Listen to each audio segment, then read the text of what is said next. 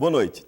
Ele viveu os personagens que mais revelam os extremos da alma brasileira. No centro do Roda Viva esta noite, o diretor e ator de cinema, teatro e televisão, Paulo José.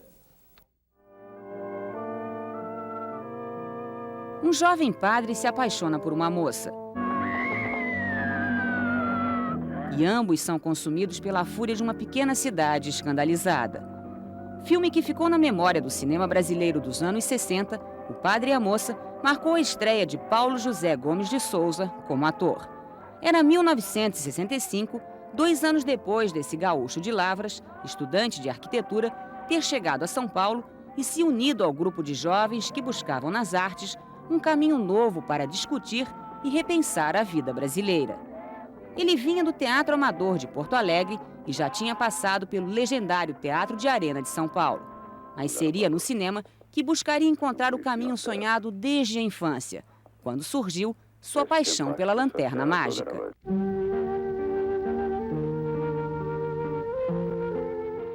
Todas as Mulheres do Mundo, Edu Coração de Ouro, O Homem Nu, O Rei da Noite. Foram dezenas de filmes, dezenas de personagens de caráter diverso em que o ator mergulhou fundo, às vezes misturando a sua própria história às histórias que expunham nas telas o caráter brasileiro. De Macunaíma, o herói sem qualquer caráter, até Policarpo Quaresma, o herói de caráter total.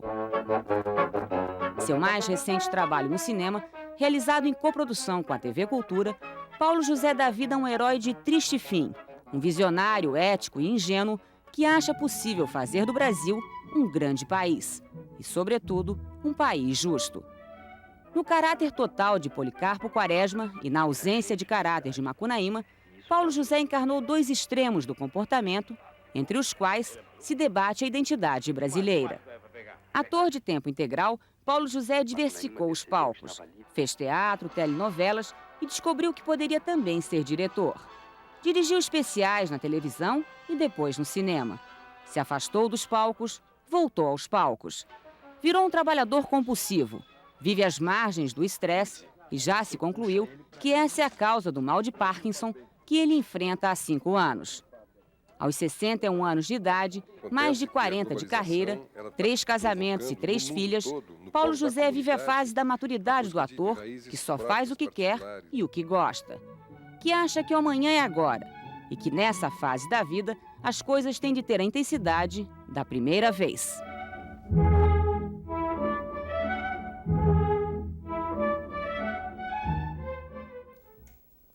Bem, para entrevistar o ator Paulo José, nós convidamos essa noite o dramaturgo Fernando Moreira Salles, o pesquisador e promotor cultural Vladimir Saqueta, o Ivan Isola, que é coordenador do Programa de Integração de Cinema e TV e do projeto Nova Veracruz, a Lúcia Najib, professora de cinema da PUC e da Unicamp e articulista da Folha de São Paulo, o cineasta Paulo Thiago, diretor do filme Policarpo Quaresma, Herói do Brasil, o consultor de marketing cultural Yakov Sarkovas e a Laura Greenhalgh, que é da revista Época. O Roda Viva é transmitido em rede nacional para todos os estados brasileiros e também para Brasília. Se você quiser enviar as suas perguntas essa noite aqui para o Paulo José, o nosso telefone é 011, código de São Paulo, 252-6525. 011-252-6525.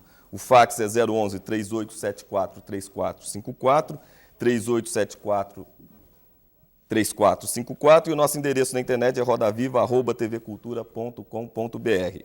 rodaviva@tvcultura.com.br. Boa noite, Paulo José. Boa noite. Muito obrigado pela sua presença aqui no Roda Viva essa noite. Eu queria te fazer uma perguntinha. O que é o Policarpo Quaresma na época da globalização? A gente tem respondido muito essa pergunta porque exatamente é o momento que a gente precisa voltar para as nossas raízes, né? É um fenômeno mundial, no momento que se fala em globalização. O Edgar Morin tem até um trabalho grande sobre isso, sobre sociedade e comunidade, né? Enquanto que o polo da sociedade se pensa em pan-Europa, moeda comum, televisão pan-europeia, eclodem movimentos que buscam raízes próprias pertinências, movimentos regionais. Quer dizer, hoje em Barcelona, para falar castelhano, você tem que pedir licença, né? O catalão é a língua oficial de toda a Catalunha, os bascos nem se fala, os bascos estão jogando bomba para todo lado, não sabem a língua de onde vem. Mas eu acho que é muito importante, porque ainda mais o Brasil sendo um país periférico, está permanentemente submetido a processos de anestesia, de perda de memória, né? E o Policarpo, aliás, todo o movimento de cinema que está se fazendo agora, de recuperação da história, é fundamental e está vindo de encontro a uma coisa que é anseio do público. As pessoas querem se ver no cinema, querem se reconhecer, querem ter identidade, né? Esse nacionalismo do Policarpo, porque o nacionalismo é uma coisa perigosa, né? Está identificado com o nacionalsocialismo, chauvinismo, xenofobia, né?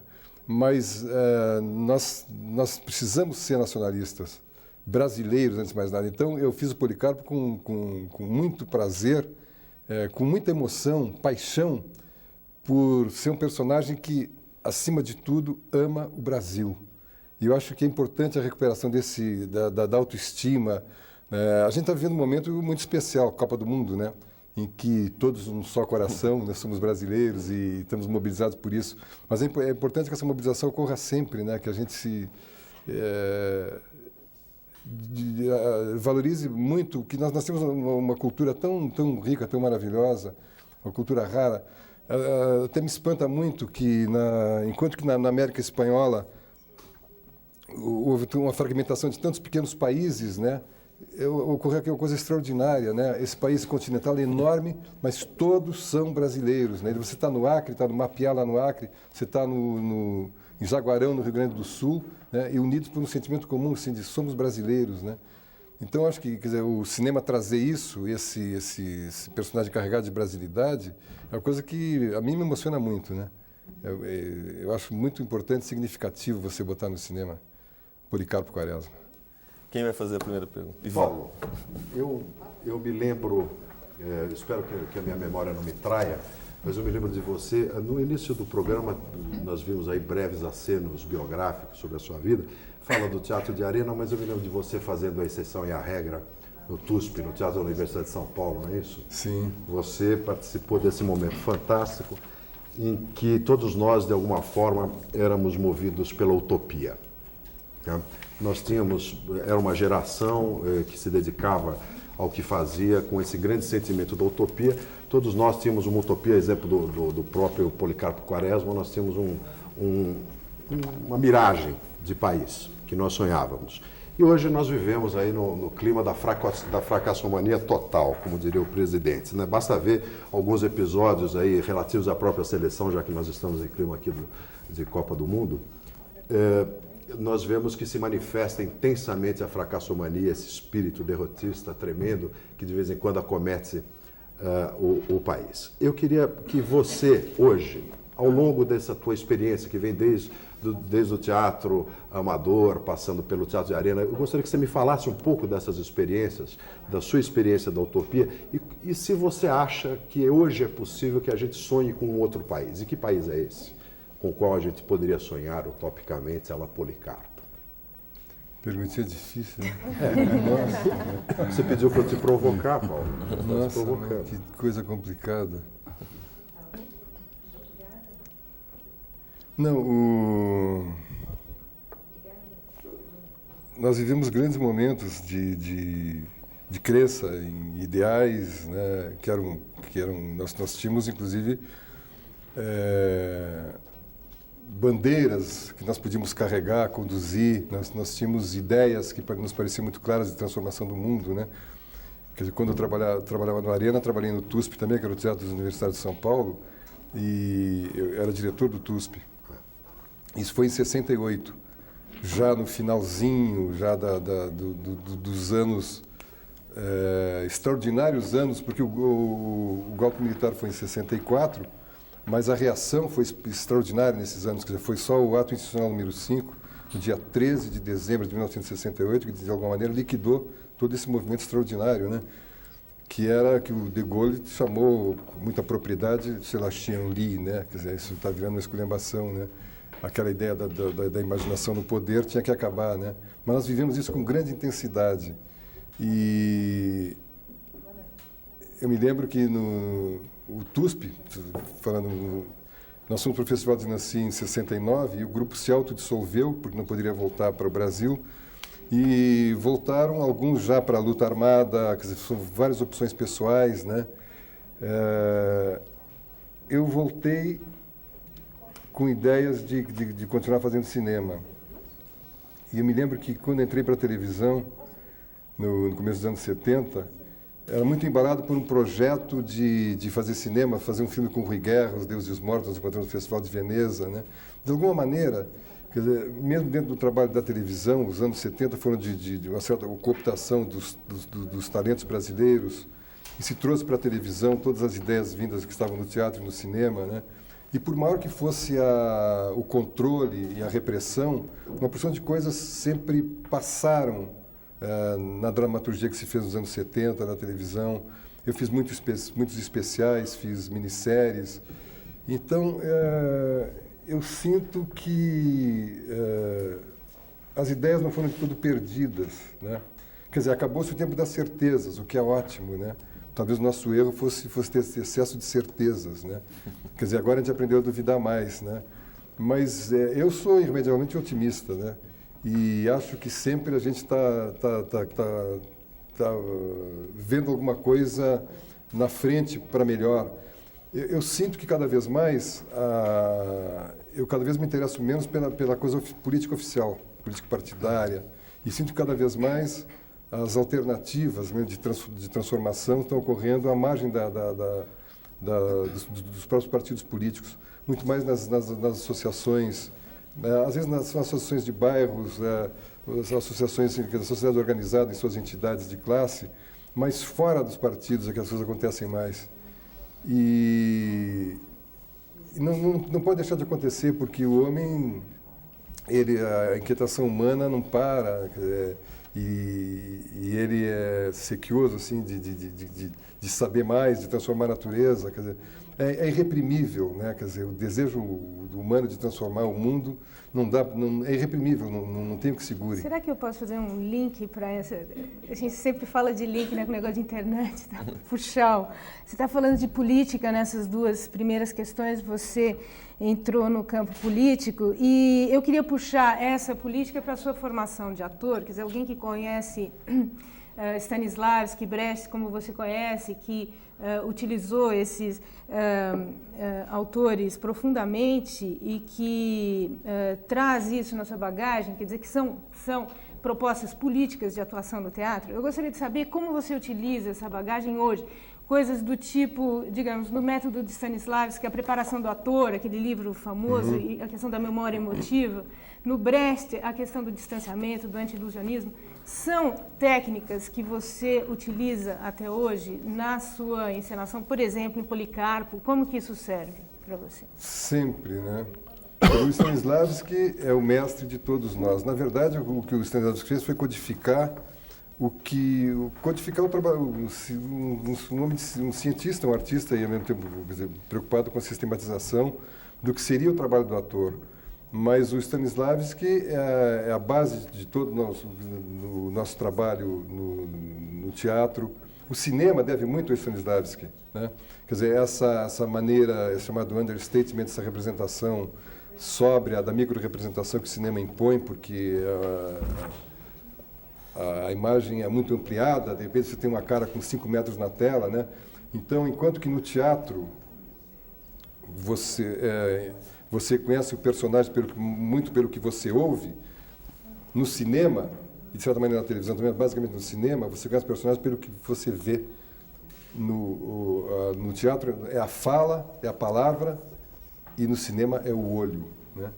Então, quer dizer, eu sempre utilizei muito Stanislavski, no teatro de uma maneira e no cinema de outra maneira. No teatro, usando o que o Stanislavski dá como a ideia da representação. E no cinema, a ideia da vivência. Aliás, quando eu faço cinema, eu sou completamente inexpressivo, né? Quer dizer, eu não tenho preocupação com a expressão. Eu procuro trabalhar com impressão, que é um dos dados do Stanislavski, né? Da busca da interiorização, e o mínimo de expressão. Quer dizer, é no olho que de alguma maneira vai transparecer, que tem que morar alguém dentro, né? o Stanislavski ajuda a gente a fazer com que more alguém dentro da gente, porque tem certas situações, certas coisas gostadas. Gente, não mora ninguém aí dentro, né? Atrás daquilo não tem nada, é só uma casca, né? Mas o Brecht também sempre eu uso muito no sentido de que sempre a gente procura ver o insólito atrás do que parece natural. Quer dizer, o Brecht, quer dizer, sempre, das peças, todas, desde as peças didáticas. Ontem eu assisti um espetáculo uma versão da Boalma de Sessuan, feito pelo Domingos Oliveira, e é muito emocionante. Eu me emociono muito com o Brecht também, porque essa diversão num nível elevado, quer dizer, da reflexão, da discussão, né, dos argumentos, a paixão pela discussão das ideias, né, e essa ideia básica dele de sempre procurar o insólito atrás do que parece natural. Quer dizer, as coisas poderiam ser de outra maneira. O fato de serem sempre de uma determinada maneira não significa que possam mudar. Isso está naquela peça didática, e o Yazager, na Inzager, né, o que diz sim, o que diz não, né, é que de repente você pode mudar um velho costume e começar um novo costume. Isso me tem servido para a vida toda. Esses dois mestres eu carrego junto comigo para sempre. Já que foi relembrado a tua origem no teatro, e já que você lembrou que você foi ao teatro ontem, como é que você viu as transformações ocorridas no teatro brasileiro, no palco e na plateia, entre as décadas de 60 e 90? E, particularmente, como é que você vê o surgimento do chamado teatro experimental na segunda metade da década de 80, com nomes como Gerald Thomas, Bia Lessa, Henrique Dias, Gabriel Vilela? Como é que você acompanhou? Como é que você vê tudo isso? Eu acho que são sintomas de vitalidade do teatro, né? Quer dizer, nos anos 60 havia predomínio da palavra. E muito do teatro político era exatamente a palavra até a serviço da discussão política, né? Havia o hábito da discussão. Depois do espetáculo, discutia-se. No Teatro de Arena tinha debate toda noite, né? Acabava o espetáculo e era obrigatório, tinha que fazer debate. As pessoas queriam debate, queriam seguir falando. Falava-se muito, né? Então, agora, por outro lado, era um teatro muito pobre do ponto de vista da qualidade visual, né? Então, o que aparece como um contraponto, até mesmo porque, de certa maneira, a palavra política passou a ser perigosa e foi, de certa maneira, banida dos palcos, passou a se trabalhar muito mais no teatro alegórico, muito mais da sugestão da imagem, né?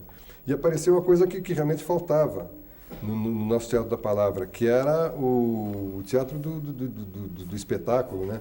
Criadores como Gabriel Vilela, quer dizer, o Gerald Thomas é muito bom, porque eu gosto das pessoas que são provocadoras, né? Eu acho que a gente precisa sempre disso, de provocações permanentemente, né? Quer dizer, principalmente se tratando de arte, né? Eu me lembro que eu estava fazendo no Rio 6 personagens da Procura do Autor, no Teatro Copacabana. E eu estava na bilheteria junto com o Edgar, que era administrador do teatro. Aí entra o Antunes Filho. O teatro, a peça já tinha começado, mas Antunes chega no saguão do teatro, começa a olhar as fotografias, olhar, e diz assim, deve ser ruim. Eu fui embora. É a cara do Antunes, né? E o Gerald Thomas escuta, você convida para uma peça, escuta, essa peça é aquela que um diz uma coisa e outro responde, o outro responde. Ah, eu não vou, não. É muito chato, sabe, teatro de diálogo, né? Mas essas coisas estão sempre, agora no Festival de Cannes, aquele manifesto... Dogma 90, né? É muito interessante também essas questões, assim, tem que ser feito o cinema com a câmera na mão, né? O som tem que ser direto, né? Porque sempre evitando que as coisas se cristalizem, se congelem, né? Essa mudança faz parte da inquietação. A gente não aceita que as coisas, de repente, virem fórmulas, né? O cinema está sofrendo muito um problema sério aí, é de que está vendo agora a tirania do roteiro americano. Inclusive o Sid Field é uma pessoa interessante, um bom analista de roteiros, mas pega do Sid Field exatamente o pior dele, Quer dizer, que na verdade, assim, a regra que ele ensina é assim, como você fazer um filme igual a tantos outros que você já viu, né? Os eventos se sucedem rigorosamente no mesmo tempo, quer dizer, aos 15 minutos ocorre isso, quer dizer, depois tem a reversão de expectativa, quer dizer, tem o subplot, né? Tem alguma complicação, tem a crise, tem o clímax e a resolução, mas isso é feito, é medido, tem um cronômetro para isso. Você pega esse molde e coloca em cima do teu roteiro para fazer um filme igualzinho a tantos outros quanto que você já viu, né? Então, Dogma 90, no Festival de Cannes, realmente vem para sacudir um pouco esse troço, né? Quer dizer, a criação não aceita fórmulas prontas, acabadas, né? E eu vejo isso, sintomas da vitalidade, da mudança permanente que se expressa a inquietação dos criadores, né, dos artistas. Paulo, já que você voltou ainda a falar de cinema, eu ainda queria falar um pouquinho sobre Policarpo, lembrando que há 30 anos atrás, ou quase 30 anos atrás, você fez Macunaíma. E agora você está como Policarpo. Enfim, são dois personagens tirados da literatura, né? Dois personagens densos, né? Como você disse numa entrevista, dois personagens com muita integridade, né? E que você se sente muito bem, inclusive, fazendo Policarpo, até porque você não se reconhece no personagem e isso facilitaria muito mais o seu trabalho. Eu também ouvi de você dizendo que um é um personagem com caráter, que é o caso do Policarpo, e o outro era o personagem sem caráter, era o herói sem caráter, né? Até por oposição, você, ao montar o Policarpo, você veio para trás, pensou em Macunaíma. São duas experiências que se relacionam no tempo, não? Inevitavelmente, né? Até exatamente por essa associação direta do caráter, né? Quando eu fiz Macunaíma, em 68, que a gente trabalhou com outros personagens da literatura brasileira, o Serafim Ponte Grande, né, o Oswald de Andrade, e inevitavelmente a gente chega no Lima Barreto, que está na raiz de toda a literatura moderna brasileira, né? E o personagem que mais aparecia, quer dizer, que é extraordinário, é o Policarpo Quaresma, né? Então, já quando você, assim, o Macunaíma, o herói sem caráter, quando você vai ao Policarpo, esse traço, assim, da integridade, do todo caráter, né? Do quebrar, mas não ceder, da inflexibilidade, né? Aparece como um traço fundamental do personagem. Então, eu coloco os dois como opostos. Ou até prefiro complementares, né? Embora o Mário de Andrade não tenha, quer dizer, eu falo nas entrevistas, o sem caráter, o sem nenhum caráter, mas o próprio Mário de Andrade não queria que Macunaíma fosse fechado tanto, assim, no sentido da construção de um personagem sem caráter. Na verdade, ele via de uma maneira mais fluida, assim, talvez um personagem à procura de um caráter, né? Mais do que definido como sem caráter ou sem nenhum caráter, né? É a procura de um caráter. É um caráter brasileiro que de alguma maneira está se formando, está aparecendo ali num tipo de país colonizado, dominado, em que o mais fraco, quer dizer, o macaco, tem que ter ardis contra a onça, ele tem que ser mais... Quer dizer, são fábulas, lendas amazônicas de animais, né? De onde ele tirou. Aliás, quem escreveu isso foi um alemão, né? Porque os europeus é que vêm estudar a gente mais do que a gente, de certa maneira. Mas, enfim, é a procura de um caráter, né? De um caráter que, de certa maneira, está no Policarpo, mas exageradamente inflexível, né? Quer dizer, os dois têm uma falha trágica, Macunaíma pelo excesso de concessão, o jeitinho brasileiro, o brasileiro é esperto, a gente dá um jeitinho aqui, outra ali, se arruma, vai se ajeitando, né? E ele morre porque ele vê aquela moça bonita e não percebe que aquela moça, ela respirava pelo cangote. Era o Iara que estava embaixo d'água, né? E se atira para encontrar a moça bonita e é devorado por ela, né? Como o Brasil devora os brasileiros, né? Do Joaquim Pedro. E o Policarpo, a falha trágica dele é também da inflexibilidade, não está nenhuma condição de você agir, porque na realidade você tem que saber conceder, né? Você tem que saber negociar sempre, né? Da sua sobrevivência é feita de negociação. O problema da ética é saber até onde você transige, né? Até onde você negocia, né? A questão é essa. Policarpo, para não se colocar essa questão, não transigia, né? E a falha trágica dele é exatamente essa, né? radicalidade da intransigência dele, que fazia dele uma figura singular, né, quixotesca, né?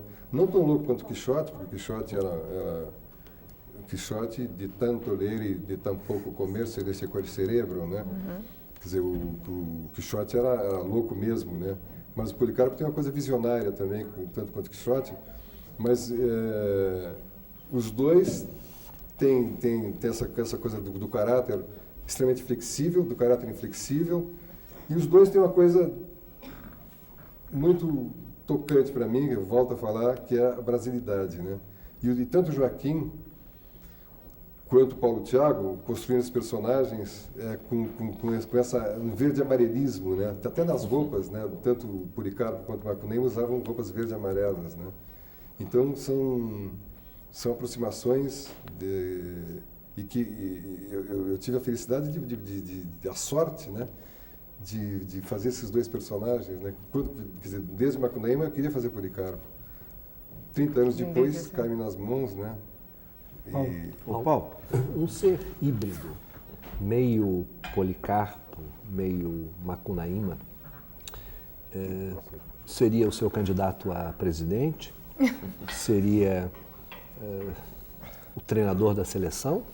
Ou seria o síndico do seu prédio? Fernando, eu podia que fizessem provocações, mas não esse ponto. Estou constrangido agora. Não saberia o que dizer, realmente. Não. O negócio da flexibilidade, da transigência, né? Na política, né? Você, para manter o teu cargo, a tua posição, o teu posto, né? Você, de repente, está fazendo transigências excessivas, né? E perde, né? Não interessa continuar naquele cargo a qualquer preço, né? Isso tem acontecido na nossa política, né? As pessoas perdem o limite da transigência, né? Quer dizer, quando eu vi aquele Renan Calheiros no Ministério da Justiça, eu precisava, meu Deus, precisa chegar tanto, né? Quer dizer, que a negociação baixa muito o nível, né? E sinto que o Fernando Henrique tem se desgastado bastante ultimamente, assim, por algumas coisas algumas concessões desnecessárias, né? Bom, quanto ao técnico da seleção, realmente o Zagallo é um primor de inteligência, né? Ele é maravilhoso. E aquela coisa da lógica formal, aquele silogismo dele, que ele adora aquela assim. Dizem que eu sou burro. O burro não é burro, o burro é o cavalo. Logo eu sou o cavalo, não. Logo eu não sou burro, porque o cavalo é que é burro e o burro não é cavalo. E ele fica com ar de inteligente depois de dizer uma coisa dessas, né? Achando que é uma pessoa maravilhosa, né? Um grande cérebro, né? Puro macunaímismo. Não, Macunaíma era esperto. O Zagallo não é esperto. Paulo, depois eu...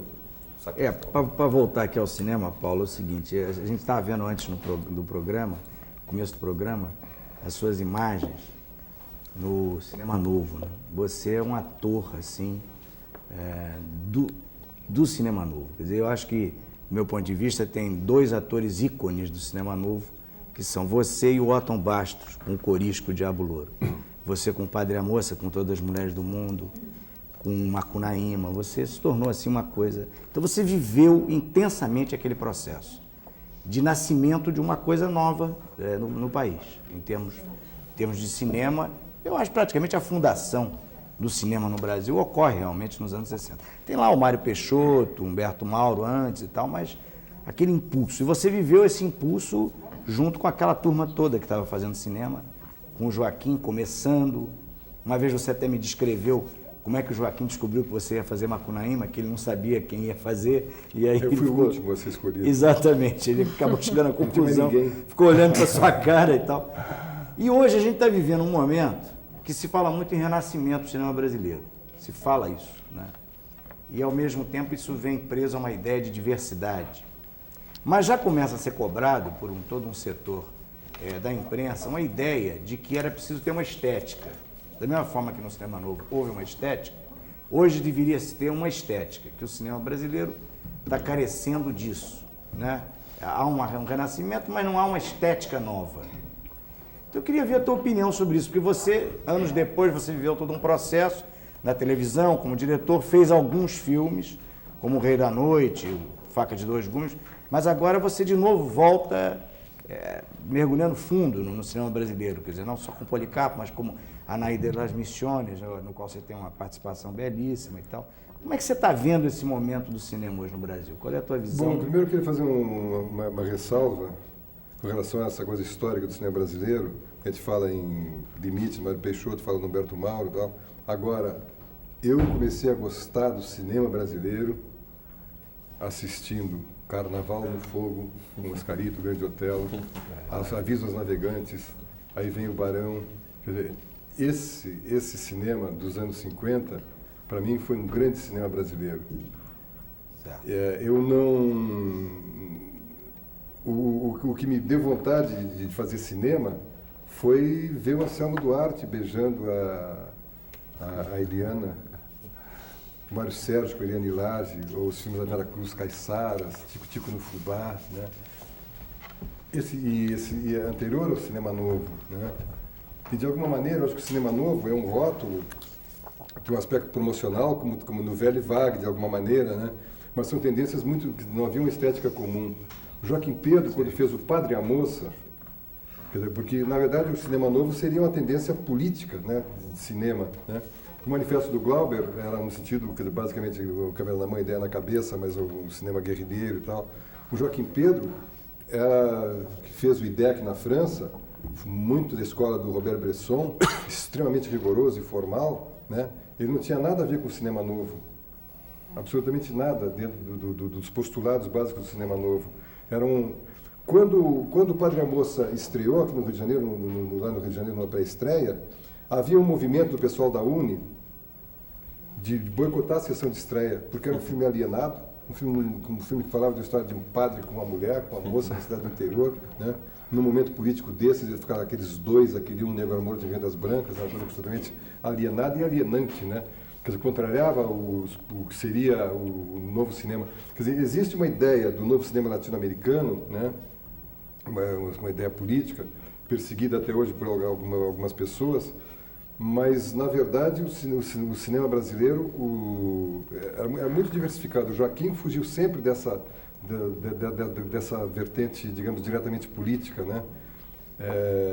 Você acha que sempre foi diversificado essa ideia de uma estética? Foi. Na verdade, quer dizer, como precisavam abrir espaço próprio para vender os filmes, criaram uma produtora comum, que era de filme, né? O Barreto à frente, todo mundo. Então, você precisava de criar um slogan, ter uma identidade para poder vender aquilo como um produto, né? Você precisa uniformizar o produto para poder vender, né? Então, o Cinema Novo era muito mais uma ideia assim de estabelecer uma imagem para fora, né? Do que propriamente uma estética comum, né? Era bem diferenciado, né? Havia muitos estilos dentro do Cinema Novo. O Sarraceni tinha um caráter próprio também, muito particular, né? Embora fosse o Porto das Caixas, o Desafio, né? São diferentes, né? Quer dizer, eu me lembro quando o Paulo Emílio falava muito do Sarraceni, são escolas diferentes. O Sarraceni vinha da escola do neorrealismo italiano, vinha do Teatro Experimentale di Roma, né? Que era uma escola, né? Muito mais ligado à estética do Rossellini, né? O Joaquim Pedro vinha do IDEC, de Paris, ligado à estética do Robert Bresson, né? Aquele rigor terrível do Bresson, né? O Padre e a Moça é parente do Diário de um Padre de Campanha, né? Então a gente tem muita coisa quer dizer, não era apenas um movimento, né? Na verdade, quer dizer, sempre existiram criadores com identidade, com caráter, com personalidade, né? Eu acho que... E hoje? Será que eu não estou falando demais, não? Isso aqui está ali. Não, hoje, hein? Paulo José. Depois eu volto aqui. É que eu sou conversador, então... Por favor, o programa é o seguinte. Numa entrevista à Manchete, em agosto de 96, você via com muito ceticismo esse governo neoliberal do Fernando Henrique. Tá? Eu queria saber o que mudou no Brasil dos desvalidos da terra, que está lá no Policarpo, até hoje. Se essa política do jeitinho, de lá para cá, mudou. Que país é esse? E se esse país tem jeito? Não, eu acho que o jeito tem, né? Acho que a gente, pelo menos, Queria... se não achasse que não tinha jeito, já tinha dado um tiro na cabeça, né? Então, Mas não, tem jeito. Agora... daqueles desvalidos para os sem terras de hoje, você está se referindo que no Policarpo Quaresma tem uma longa sequência dos desvalidos, dos sem terra, e que acabam sofrendo um massacre, né? São mortos, né? No filme, uma cena terrível. Tá? E, de alguma maneira,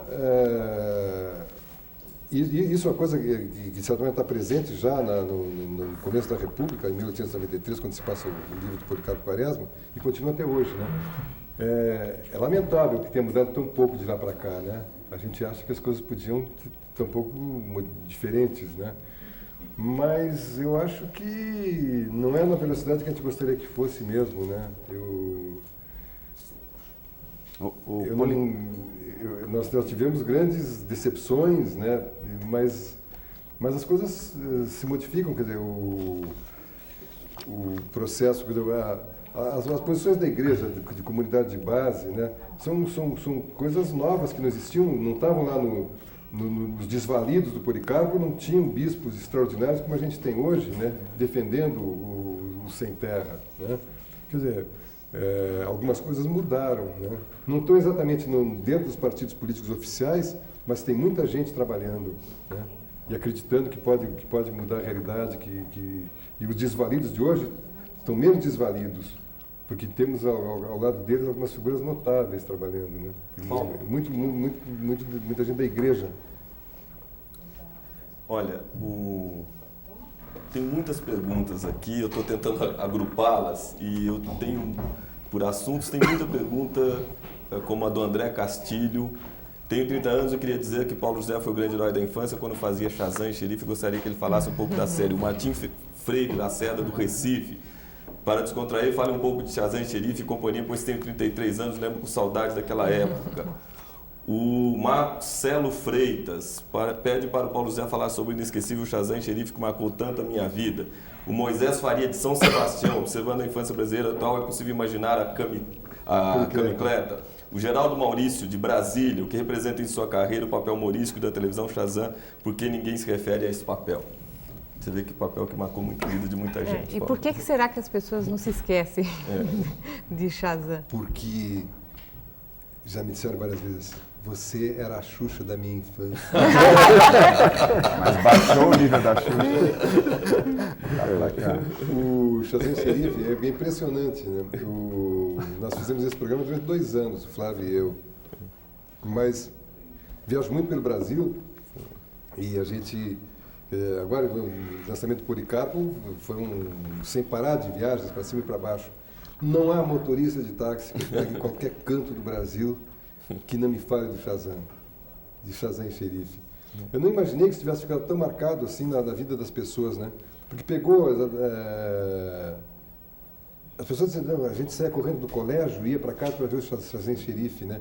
E era um programa que a própria televisão não apreciou muito. Sim. Não era um programa que tivesse um grande investimento da televisão em cima do programa. O programa nós trabalhamos muito pelo programa, o Flávio e eu gostávamos muito do programa, fazíamos de tudo no programa. A gente empurrava com todo o coração, mas não havia, eu sinto que não era um programa que... eu sinto que a televisão tinha medo de manter as coisas durante muito tempo. Então liquidou em pouco tempo o programa, poderia ter vida mais longa, mas também por culpa nossa, né? É verdade que tanto o Flávio quanto eu, nós tínhamos outras aspirações, né? Quer dizer, eu adorava fazer o Shazam e o Flávio o Xerife, a gente se divertia muito, né? Aquelas correrias, eu realizava meus sonhos de criança, assim, de palhaço, coisa de circo, né? Aquela camicleta, aquele caminhãozinho é uma coisa romântica. Eu fiz o Explode Coração, uma novela de cigano, e tive muito contato com os ciganos, e eles me diziam que o personagem deles era o Shazam, porque o Shazam era um cigano, era um personagem da carroça, né, da estrada, e lembrei que exatamente tinha essa conotação da sempre pelas estradas, né? Mas a gente tinha outras aspirações. Eu fazia teatro, e fazia um teatro completamente diferente dos personagens do Shazam e Xerife, né? E então não conseguia me imaginar vivendo para o resto da vida com o personagem do Shazam. A minha relação com o cinema era diferente também, né? Embora o cinema tivesse uma fase mais difícil nos anos 70, mas eu produzi Os Deuses Mortos do Rui Guerra, produzi um filme e fiz com o ator A Culpa, do Domingos Oliveira, que eram projetos completamente diferentes, né? Então, ao mesmo tempo, eu não estava inteiramente devotado ao Shazam, como uma ideia assim de continuar para o resto da vida. Agora, eu fico muito contente quando me reconhecem como Shazam, porque eu fazia aquilo com todo prazer, assim, toda honestidade, né? Eu fazia, antes de mais nada, para mim mesmo, de certa maneira. Quer dizer, Flávio, fazíamos para nós, a gente se divertia muito, né? E é engraçado, né? Porque as coisas que a gente faz para a gente, né? E se dá assim com alegria, prazer, paixão, né? Certamente atinge as pessoas mais fundamente, né? Eu sinto hoje isso, quer dizer, que graças a Deus eu virava as costas até para certos comentários porque uma opção de coisas que eu fiz no cinema e na televisão, os amigos mais cultos às vezes diziam, mas é pouco para você, né? Shazam é muito pouco para você, né? É apenas um personagem de televisão, né? Mas eu gostava de fazer, então eu virava as costas. Mas quando fui fazer Todas as Mulheres do Mundo, Domingos Oliveira, que foi um filme que foi maravilhoso para mim também, Todas as Mulheres do Mundo, muitas pessoas, inclusive ligadas ao próprio teatro, já diziam, mas imagina, você não vai fazer uma comédia carioca, né, alienada, né, uma historiazinha de um homem e de uma mulher, né? Eu fiz porque eu queria fazer, eu gostei do roteiro, gostava do Domingos, e agora venci todos os obstáculos assim ideológicos, né, do policiamento, da patrulha ideológica de meus próprios amigos, né, para fazer Todas as Mulheres do Mundo. E foi maravilhoso ter feito, né? Por falar no Domingos, eu tenho uma pergunta dele, mas eu gostaria de concordar com você. Eu acho que um dos filmes mais sublimes do cinema brasileiro, é lindo, Todas as né? Mulheres do Mundo, e honesto, tem né? De uma dignidade. E assim, hoje ainda tem um frescor, interesse, né? um frescor, Mas ele pergunta para você, o Domingos Oliveira. Domingos, obrigado pela pergunta, mandou lá do Rio. Qual é a maior arte, cinema ou teatro?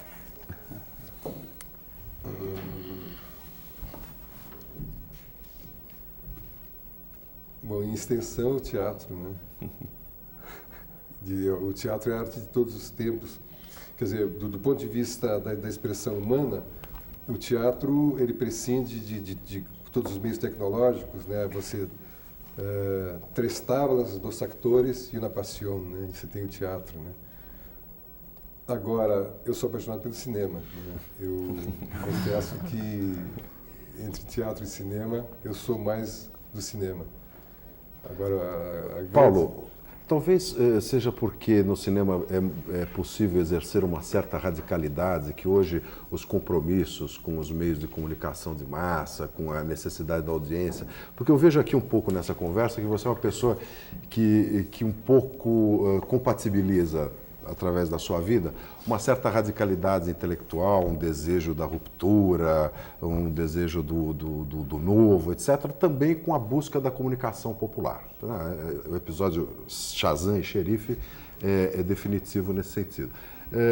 Talvez não seja por isso que o cinema ocupa um espaço onde ainda é possível exercer alguma radicalidade? Ivan, eu vou te pedir a você, o Paulo, 1 minuto, e ao telespectador também, e a gente volta daqui a pouco com a segunda parte da entrevista com o Paulo José e com a resposta dele ao Ivan. Até já.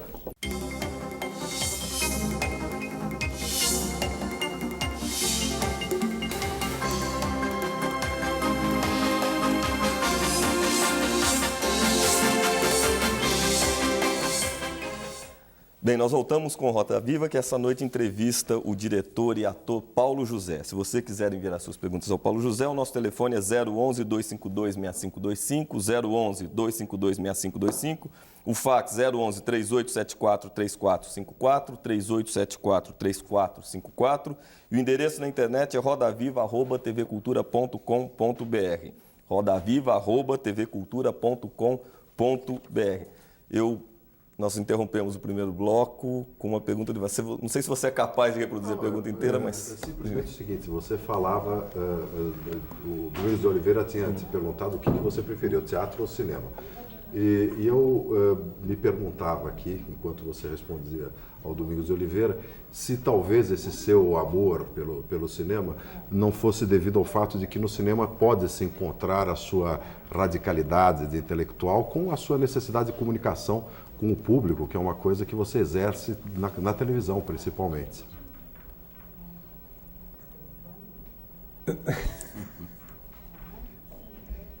Não, eu gosto de cinema pelo caráter de fixação, de eternidade, né? Porque a qualidade do teatro é o efêmero, né? E a grande qualidade do teatro é exatamente que só existe no momento em que você está fazendo, né? E a virtude dele. Mas a possibilidade de fixação que o cinema te dá, né? Daquelas imagens ficarem para sempre, né? E você assiste filmes dos anos 20, dos anos 10, quer dizer, eu tenho visto muito cinema, né? E acho fantástico que você essa possibilidade que você tem de fixação da cultura pelo cinema, que é a coisa mais forte do século XX, né? Quer dizer, os americanos descobriram isso muito cedo, né? Quer dizer, o sentimento de nação americana, tudo foi construído a partir disso, né? De construir essas imagens através do cinema, né?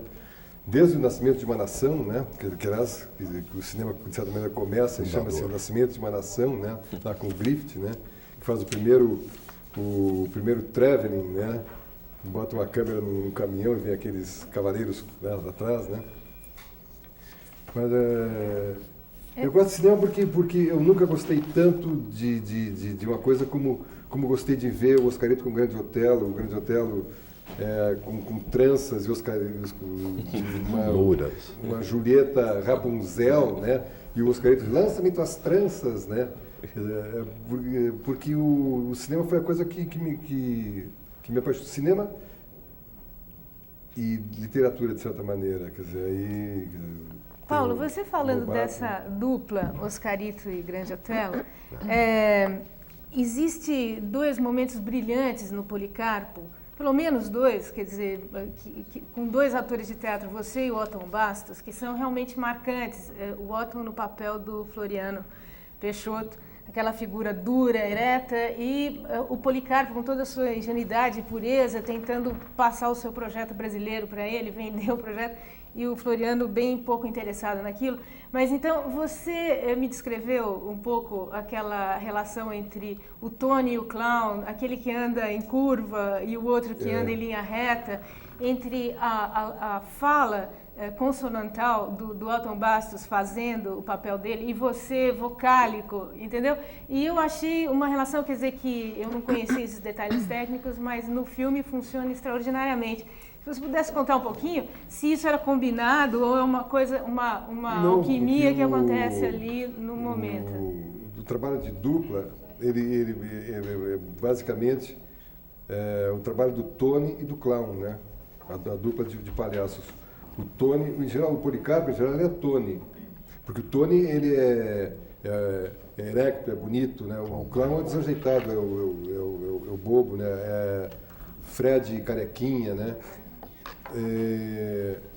O Policarpo com o Chico Dias, ele é o Tony, Chico Dias é o clown, né?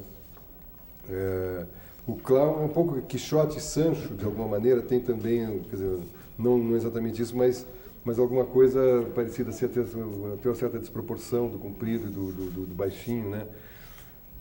O Policarpo, em geral, eu trabalhava como Tony, porque deixava que os outros personagens, o Chiquinho, ficassem rodando a volta e sendo um personagem crítico, né?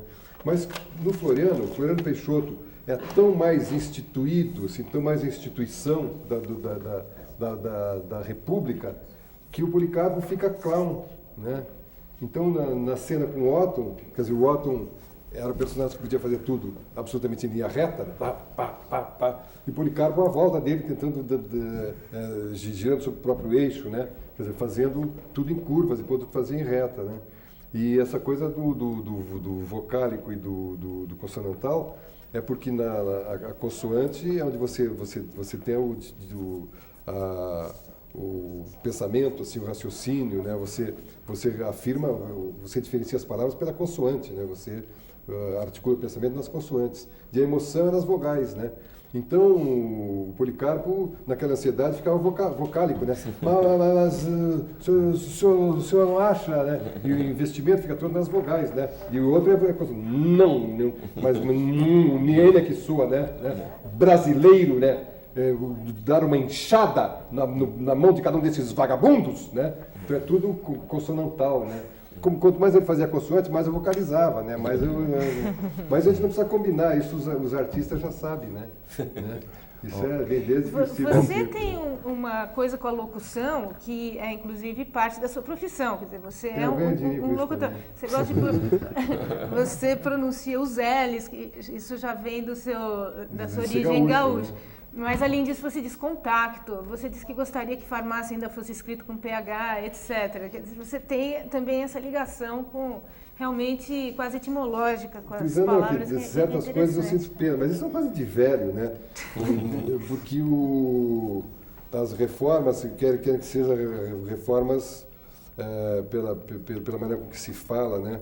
E eu gostaria de preservar a coisa da etimologia, porque eu gosto das palavras, né? E a gente diferencia na palavra escrita exatamente a origem daquelas palavras, né? Então, farmácia com PH, de certa maneira, tem um tipo de origem, né? Que você identifica a palavra.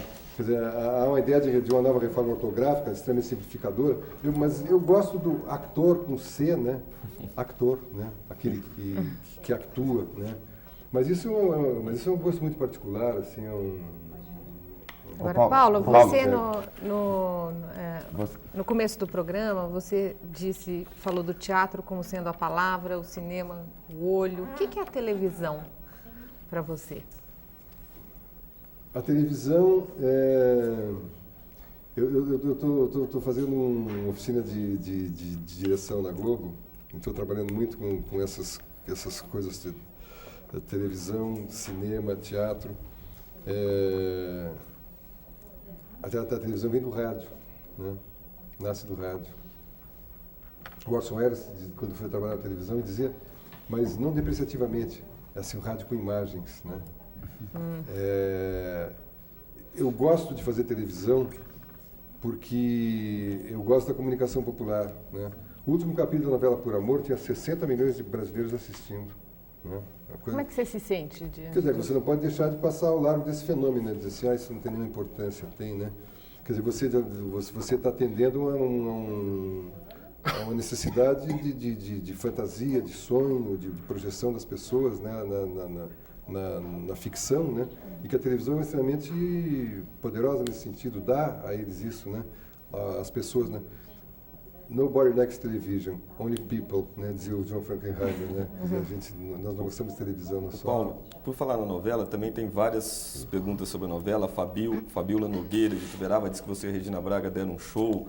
A Edna Maria Gabriel, da Vila Galvão, aqui em São Paulo. O Milton César de Cotia, aqui em São Paulo também. O Sidney Araújo Lima, do bairro de Emelindo Matarazzo, aqui em São Paulo, todos falando sobre a novela. E o Alex Fabiano, de Sapopemba, ele pergunta o seguinte: como é que você, saindo de uma novela romântica como Por Amor, o que você achou do início dessa nova novela das 8, Torres de Babel, onde as primeiras cenas foram assassinato e cenas de muita violência, essa coisa toda? Bom, mas deixa primeiro, depois eu te respondo. Mas é que até a televisão é um espaço onde você tem essas vertentes, né?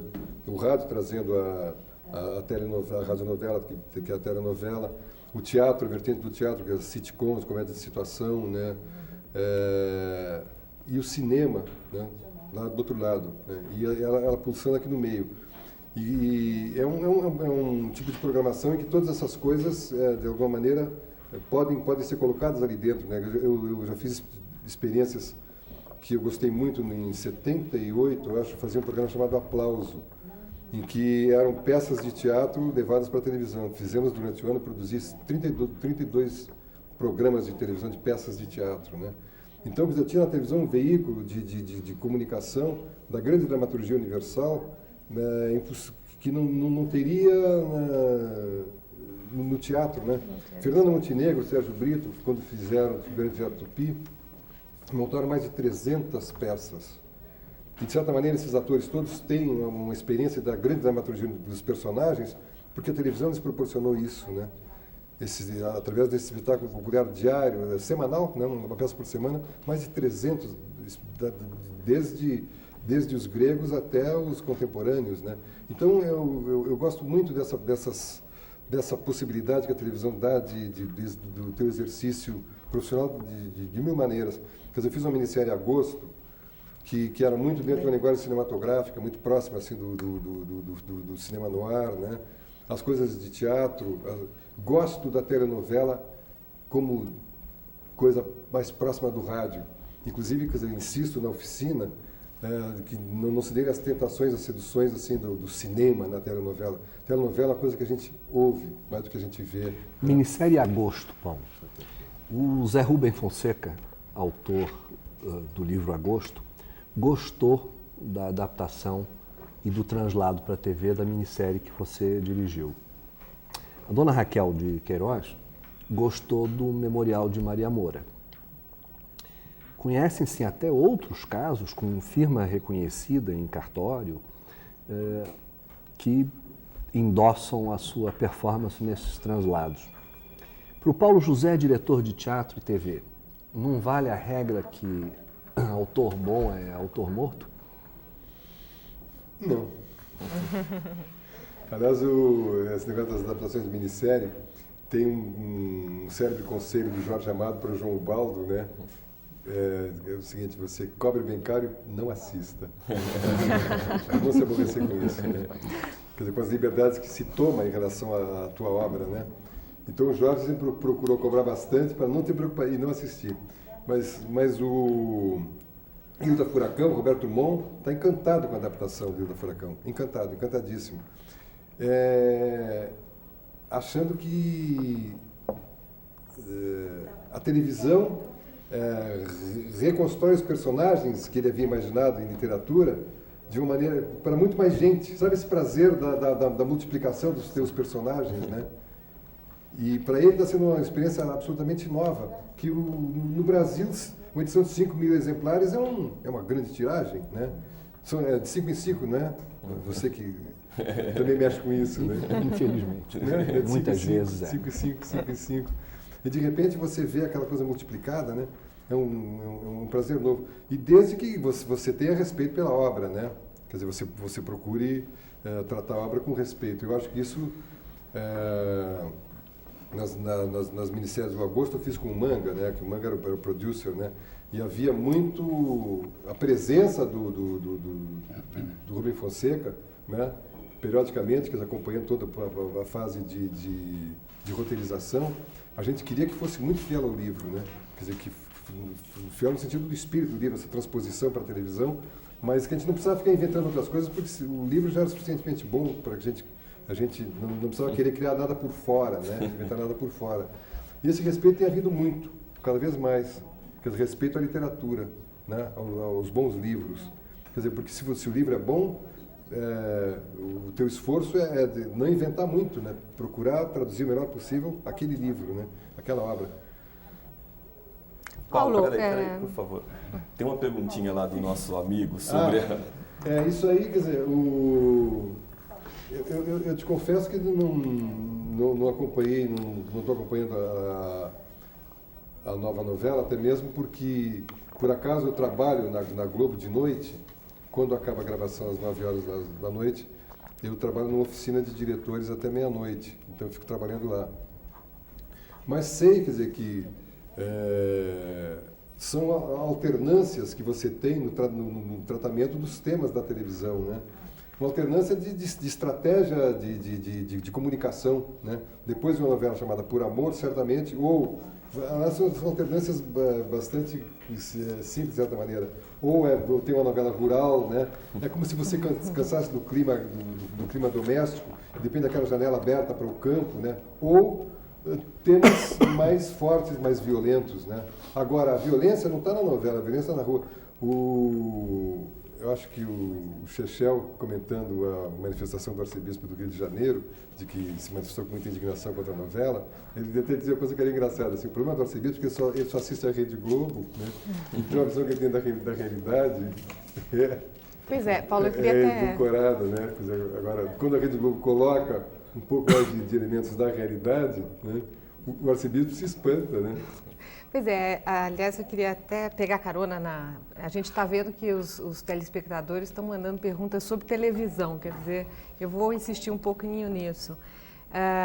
Você acabou de fazer um personagem que na novela foi extremamente elogiado, que tocou as pessoas, porque ao mesmo tempo lidava com a questão do alcoolismo no Brasil, que é extremamente grave, com a falta de colocação no mercado de trabalho para a terceira idade, no momento em que estamos discutindo aí as novas regras da Previdência. Essa nova novela agora está tangenciando questões relativas ao lesbianismo, já se falou de homossexualismo entre homens, já se falou de racismo, enfim, a saída da novela é por aí. O que é isso? É uma espécie de teste em relação ao como a sociedade está se manifestando ou está sentindo determinados problemas? Ou é para pegar audiência? Não, mas é para pegar audiência. Agora, se você tem que fazer televisão, é para pegar audiência. Eu não quero fazer um canal aberto de televisão para não ter audiência, né? O Roda Viva é um programa que quer ter audiência, né? Ele descobriu um formato extremamente interessante, né? Mas quer que tenha audiência. A gente não pode querer que não haja audiência. Agora, o que é ter audiência? É você atender a questões contemporâneas, né? Quer dizer, o teatro também precisa, quer dizer, eu gosto que a gente tem que provocar escândalo. Tem que provocar escândalo, né? Agora, o escândalo, quer dizer, se você falar de lesbianismo, parece que, quer dizer, a TV Globo está inventando lesbianismo, né? Não, quer dizer, está falando de relações sexuais entre pessoas do mesmo sexo, né? Quer dizer, que é uma coisa que tem que ser amplamente discutida. Agora, né? Como é que fica o jogo da audiência? Se de repente houver pressões, ou os patrocinadores reclamam, ou os telespectadores reclamam, Às aí vezes, essa questão deixa... É insuportável a audiência, a reação. Gilberto Braga fez uma novela que o personagem do Fagundes teve um comportamento considerado extremamente amoral, né? E foram obrigados a mexer no personagem, fazer uma espécie de retratação do personagem, né? Porque o público reagiu muito violentamente, né? Porque estava tocando... Mas agora mesmo, a Glória Menezes teria uma relação homossexual, né? Houve uma reação muito violenta do público, não só através das pesquisas, como espontaneamente, através de cartas, né? Dizendo que a Glória Menezes não pode ter relação homossexual, né? E foi preservado, né? Quer dizer, seria também já tem bastante, né? Também botar mais uma, não precisava, né? E logo a Glória Menezes, né? Glória e Tarcísio são ícones, assim, da primeira novela brasileira, né? Primeiro par romântico da novela brasileira, né? Então, tem que ser poupados, né? O público não quer que se mexa nisso, né? Agora, essas coisas são respeitadas, porque a novela vive muito também do feedback desse retorno do público. E não é uma estratégia, não é a pesquisa para controle de audiência. Na verdade, é muito mais espontâneo isso. Quer dizer, o Manuel Carlos, no Por Amor, as alterações da novela ocorriam muito mais dessa sensibilidade da relação com o jornaleiro. Quer dizer, o Manuel Carlos, todo dia saía de casa de manhã, ia passar no jornaleiro ali no final do Leblon, dava uma voltinha pelo bairro, vai passar na padaria, ou vai ao supermercado fazer umas compras e fica ouvindo essas coisas todas, né, que acaba sendo o feedback mais importante para o autor. E qualquer coisa desse tipo mesmo, quer dizer, se muita gente começa a reclamar, não querer que a Glória Menezes tenha uma relação homossexual, por que você vai insistir nisso, né? Deixa ela como está, né? Não mexe nisso, né? Ô Paulo, sai um pouco da televisão. O Policarpo Quaresma tinha um projeto para o país. Você tem alguma idealização de um projeto de política cultural para o país? e mais particularmente um projeto para o cinema, como é que você vê o atual momento do cinema brasileiro? Você não acha que ele outra vez está sendo estruturado em cima de mecanismos frágeis, em cima de uma lei? Fala de cinema. A gente conseguiu algumas conquistas, né, com relação a leis de incentivos fiscais que possibilitaram uma espécie de renascimento do cinema brasileiro, né? Mas isso acontece na ponta da produção, né? Então nós temos o recursos e condições de levantar dinheiro, né? E até alguns abusos dentro dessas possibilidades novas, porque de repente você cria um projeto apenas para levantar um dinheiro, né? E sem ter preocupação com o mercado. Mas mesmo os filmes que têm a intenção e querem se comunicar com o público, sofrem um grande problema, quer dizer, essa política está feita pela metade. Você não pode provocar produção sem você oferecer mercado para essa produção, né? É uma política cega, feita pela metade. Você é a favor da reserva de mercado? Você acha que isso é uma solução? É muito importante, a Europa toda tem. A Europa toda tem reserva de mercado. Quer dizer, quando o GATT, esse grande acordo, né, de mercado comum, pretendia que toda a indústria cultural fosse também comum, né, provocou uma reação de todos os países da Europa, particularmente da França. Sim, a França, mas até a Grécia, Melina Merkel, na ocasião era ministra da Cultura da Grécia, fizeram um encontro e fecharam questão de que o problema da indústria cultural era um problema de soberania, um problema de identidade nacional, né? Isso foi defendido pela França, pela Itália, pela Inglaterra, né, pela Alemanha. Os países da Europa fecharam questão e o GATT não conseguiu esse mercado aberto, principalmente na indústria fonográfica e cinematográfica. Existe reserva de mercado. É absolutamente necessário que exista, porque é uma questão de defesa, de preservação. Porque o problema do Titanic, por exemplo, né, o Titanic é que ele nos afunda a todos. Não por causa do Titanic, que é um filme excelente, assim, é um filme extraordinário, assim, do ponto de vista assim, de realização, né, tal. Mas o problema do Titanic é o pacote que ele carrega junto. Porque se eu, como exibidor, eu quero ter o Titanic nos meus cinemas, eu tenho que comprar o pacote que vem junto. Então, o problema do cinema brasileiro é que nós estamos produzindo muito, mas continuamos sem mercado exibidor. Porque esse mercado está inteiramente saturado e ocupado pela produção americana, basicamente, né? E em condições, quer dizer, é muito mais fácil você negociar com o exibidor uma produção que já está paga, você pode ter, de repente, criar condições especiais de negociação de exibição, do que o filme tem que se pagar dentro do seu próprio país, né? Então, é uma coisa desproporcional a desvantagem que a gente tem. A Motion Pictures era muito mais importante, já que Valente é muito mais importante que qualquer embaixador, né, americano em qualquer país, né?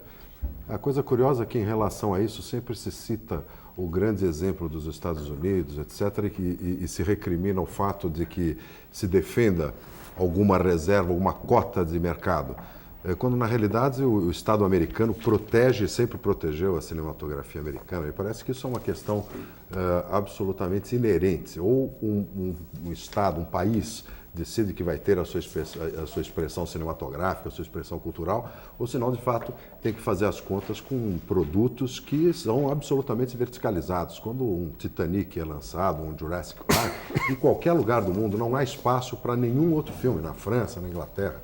Então, isso é uma questão que me parece que é preciso desmistificar um pouco. Eu gostaria que você... Não, mas acho que é isso, quer dizer, nós precisamos, quer dizer, se nós queremos estimular a produção, nós temos que abrir espaço de mercado para isso, né? É dramático. Eu me lembro do filme Faca de Dois Gumes, do Murilo Salles, um filme que teve um bom lançamento no Rio de Janeiro e havia uma expectativa com relação a São Paulo, porque o mercado paulista é o grande mercado, né? Isso, o chamado mercado capital, assim, interior de São Paulo, sul de Minas, pega Varginha, Guaracospé, Guaranésia ali, né? Pelo menos 60% do mercado brasileiro está está aí, está aqui no mercado paulista, né? É a grande possibilidade. Eu me lembro que Faca de Dois Gumes, ele depois de uma carreira boa, de 250 mil espectadores no Rio, na fase de lançamento, vem para São Paulo e aí tem um lançamento, consegue uma data, porque você fica esperando, o Policarpo esperou muito por datas também, fica esperando uma data, que aconteceu essa data em outubro, entre outubro em outubro, a data de outubro. Então a questão que se colocou é a seguinte, foi ano eleitoral, ano exatamente do Collor, né? Não me lembro, uma dessas eleições aí. Se não houver segundo turno, o filme tem carreira. Se houver segundo turno, o filme vai para o vinagre. Ele entrou, estreou, houve segundo turno, acabou. Né? Porque você perde os espaços da mídia, né? Onde você poderia seguir trabalhando no filme, porque fica tudo voltado para o segundo turno das eleições. Então você fica preso, pendurado sempre numa data inconveniente, né? Como é que você pode lançar um filme que te custou muito dinheiro, que você tem que pagar na bilheteria, com essa expectativa assim, de ficar torcendo, tomara que o Collor ganhe de primeira, né? Ou que não haja segundo turno, é realmente absurdo isso, né? Paulo, com esses problemas todos, no entanto, você vai se aventurar na direção de filmes agora também, né? Com o seu projeto sobre Garibaldi. Será que você pode contar um pouquinho? E como é que você vai montar, então, uma estratégia que consiga... É a sua primeira direção de cinema. Porque eu acho que agora já sei como fazer. Não, o Mizoguchi, Mizoguchi é um velho mestre do cinema japonês.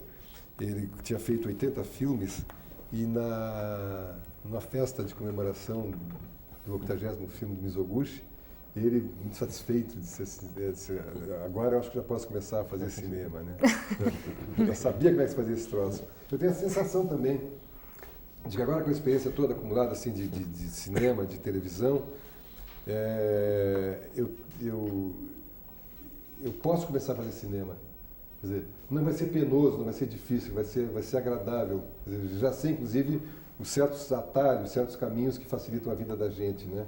Alguns práticos, assim, quer dizer, o cinema depende muito de uma ótima pré-produção, você tomar as decisões antes, quer dizer, enfim. Eu me sinto com a vontade e querendo começar a fazer cinema, né?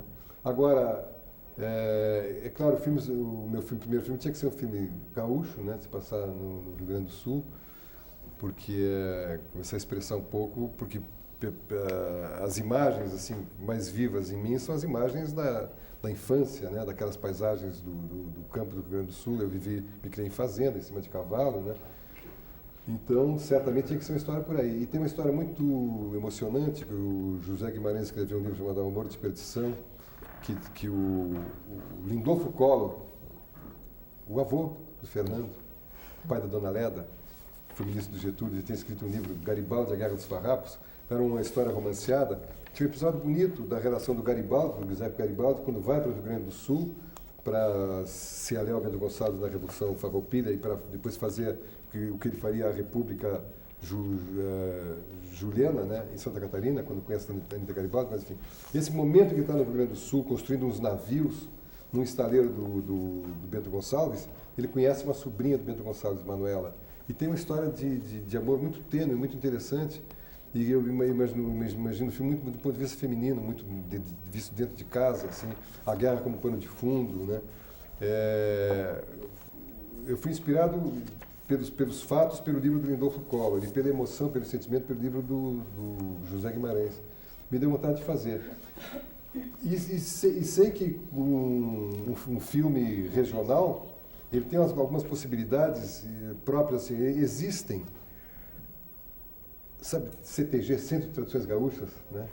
Que é uma coisa regionalista, né? Existem um número extraordinário, acho que será 40 mil, existem na Austrália, na Nova Zelândia, né? Centro de Tradições Gaúchas neozelandês, né? Na Alemanha, Centro de Tradições Gaúchas. Então, eu sei que tem uma experiência que está sendo feita com aquele filme Lua de Outubro, né? De vender vídeos para CTGs, né? Só no primeiro contato com certos videoclubes, Ele já tinha, com 100 CTGs, já tinha uma promessa de 10 mil cópias de vídeo. É engraçado, quer dizer, que se certos mercados alternativos, você pode, por exemplo, usar o Centro de Traduções Gaúchas, se não houvesse recursos de lei de incentivos fiscais, você pode usar como acionistas do teu projeto. Se você oferece um projeto interessante, né, é acionista barato, quer dizer, você coloca ações populares para o pessoal do CTG, você consegue não só acionistas, como também radiadores desse teu filme, né? Porque o mercado potencial é muito grande. A dificuldade é entrar no mercado. Você vê o Titanic vai chegar a quantos mil espectadores? 30 mil? Muito. Né? Quer dizer, isso reflete o mercado potencial que o Brasil tem, né? Quer dizer, o Rio Grande do Sul tem um mercado potencial grande, suficiente para que justifique a exibição a produção de um filme gaúcho, né? Como se fosse um país, como se fosse o Uruguai, fazendo um produto uruguaio, né? Mas... Paulo, eu queria voltar, sem querer te interromper. Não, vou interromper porque eu fico falando muito. Eu queria voltar a você, o ator. Você é um ator, dos raros atores brasileiros, que faz a comédia, o drama.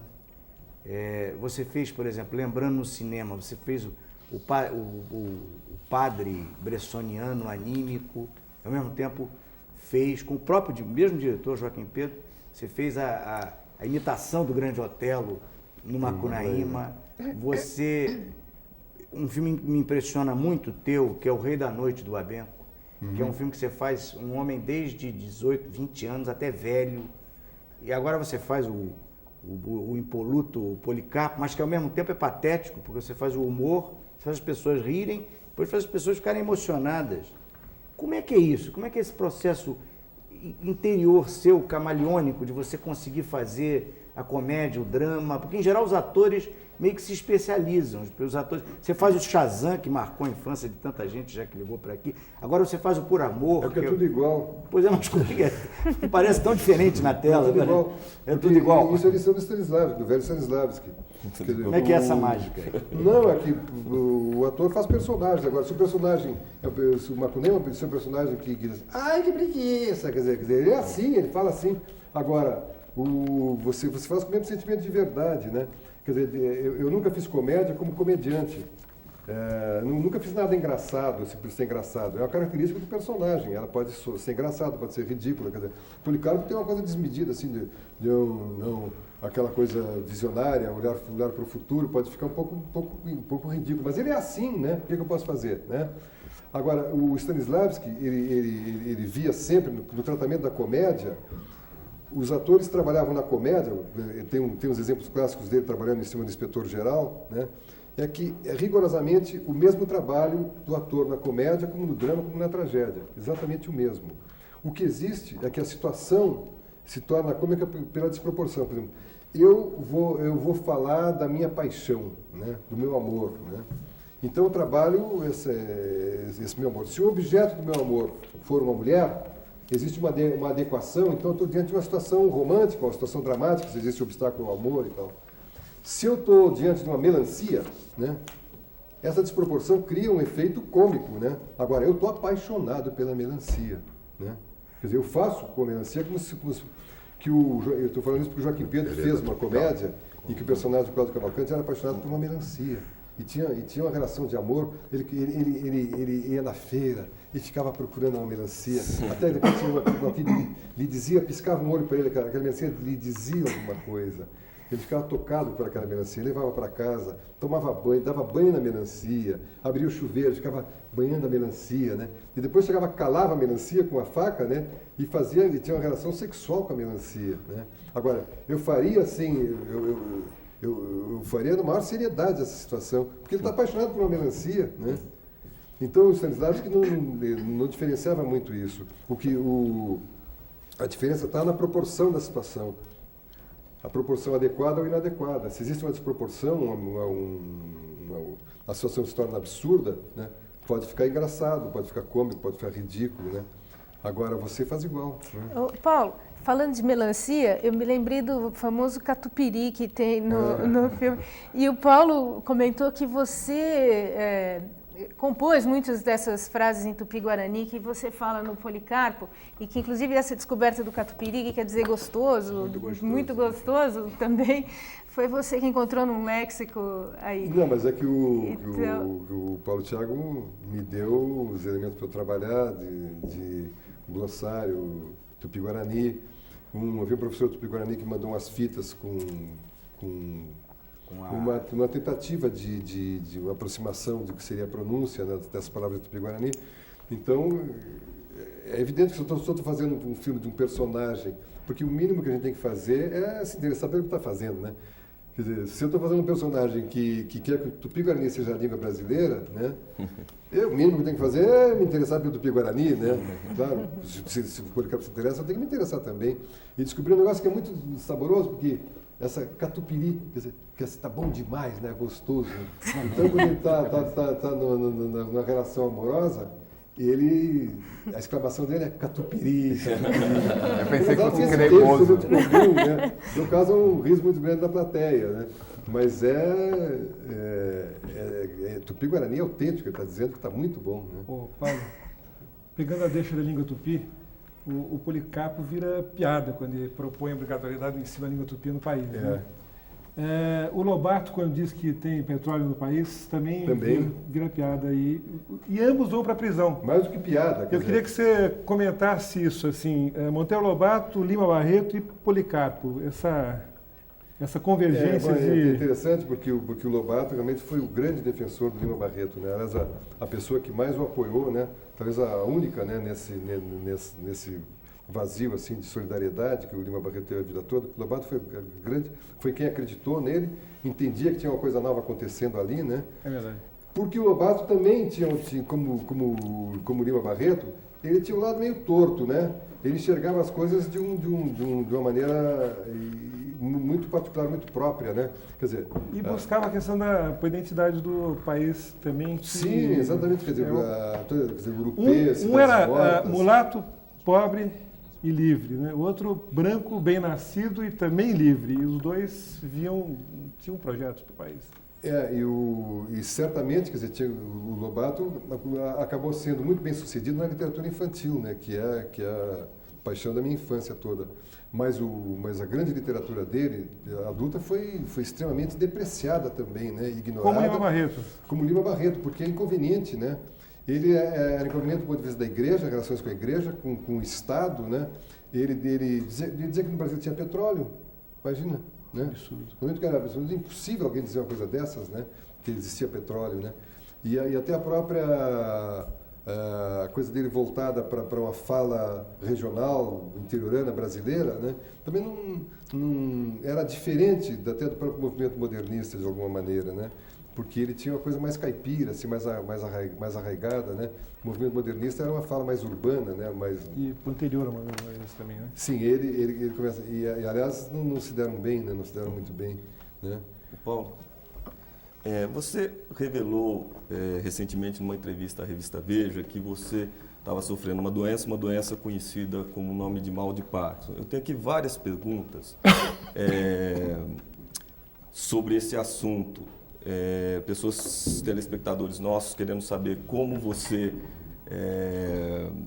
controla a doença ou se ela te atrapalhou alguma vez a fazer algum trabalho, como é que você consegue trabalhar e tendo a doença, enfim, que você é quase que impossível resumir a quantidade de perguntas que chegaram sobre esse assunto. Isso tem acontecido muito porque a partir da matéria na revista Veja, né, as páginas amarelas, comecei a receber uma quantidade enorme de cartas e telefonemas e pessoas que me encontram, porque o Parkinson é uma doença degenerativa, progressiva e irreversível, né?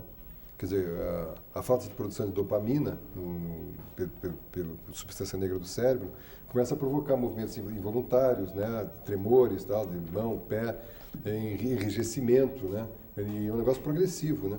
E causa sofrimento, são milhares de pessoas no Brasil que sofrem de Parkinson, né? É uma doença muito ligada à idade. Como a expectativa de vida está aumentando, o número de parkinsonianos aumenta também muito, né?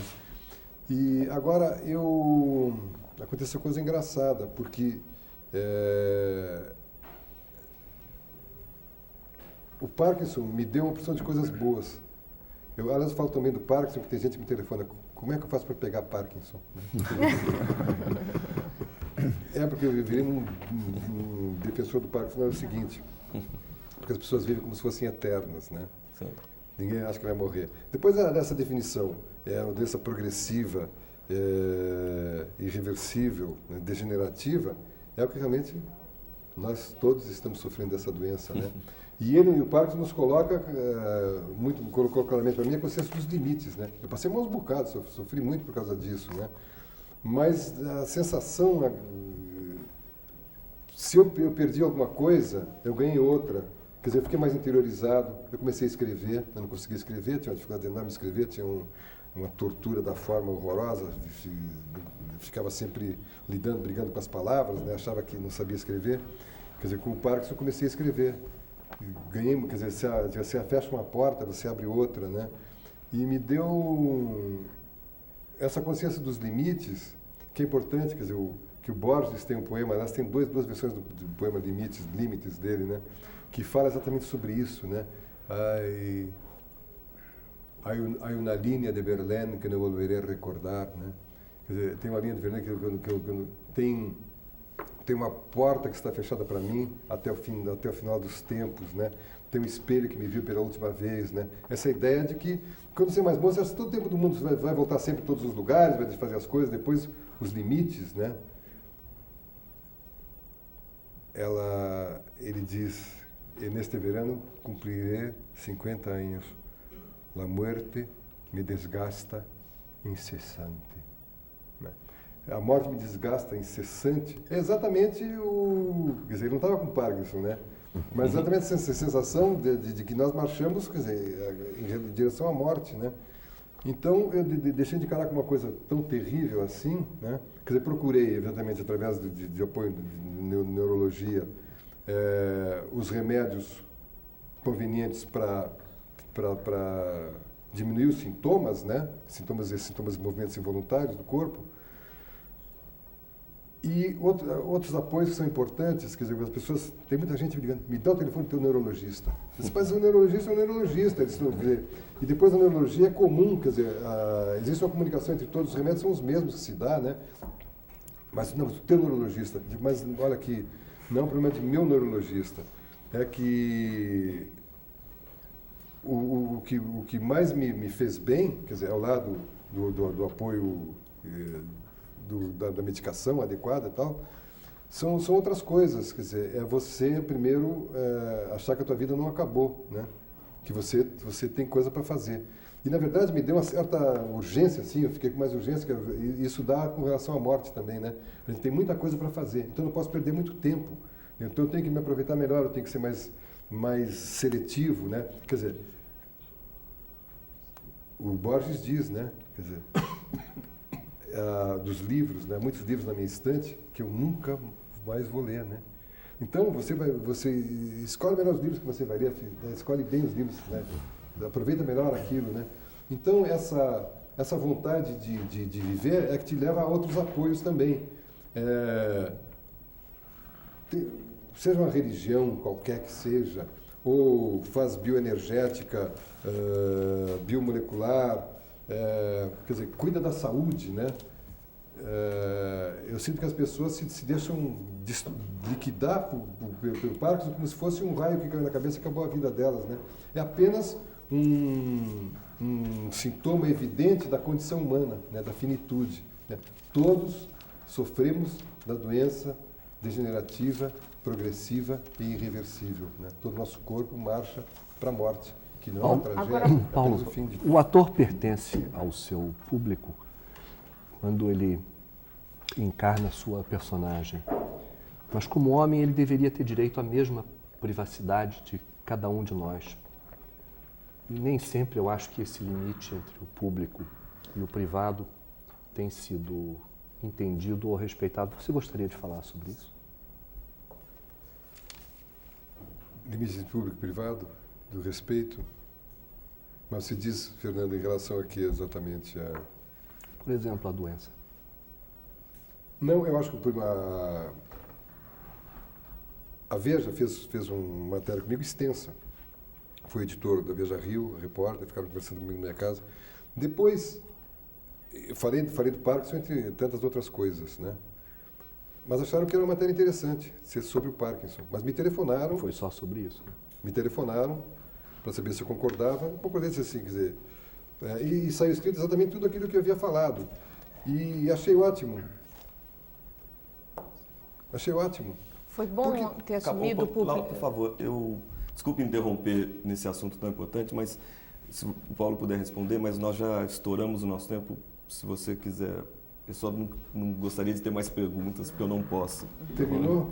Estamos terminando, pode terminar. Não sabe, Fernando, que as pessoas dizem assim, bom, coisa corajosa, mas não acontece, quer dizer, eu tenho Parkinson, né? Evidentemente tenho Parkinson. E como não é uma doença fatal, assim, letal, é muito importante. Eu sei que eu passei a ajudar muita gente que tem Parkinson ou tem outros desânimos em relação à vida, né? Achar que a desgraça se abateu sobre eles, né?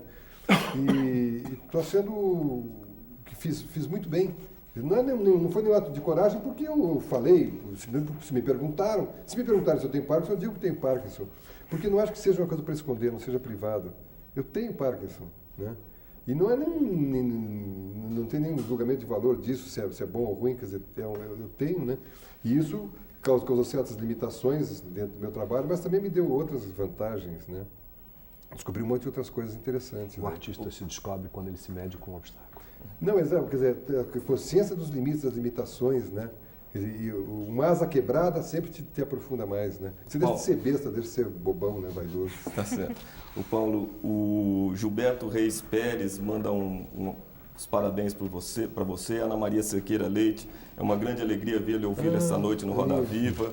A Leda Viana tem orgulho de você. O Sérgio de Almeida, parabéns pela simplicidade e a maneira de responder a todas as perguntas. Muito obrigado pela sua presença essa noite no Roda Viva. Muito obrigado à nossa bancada de entrevistadores, muito obrigado à sua participação e à sua atenção nesse programa. E eu lembro você que o Roda Viva volta na próxima segunda-feira, às 10h30 da noite. Até lá, uma boa semana para todos e uma boa noite.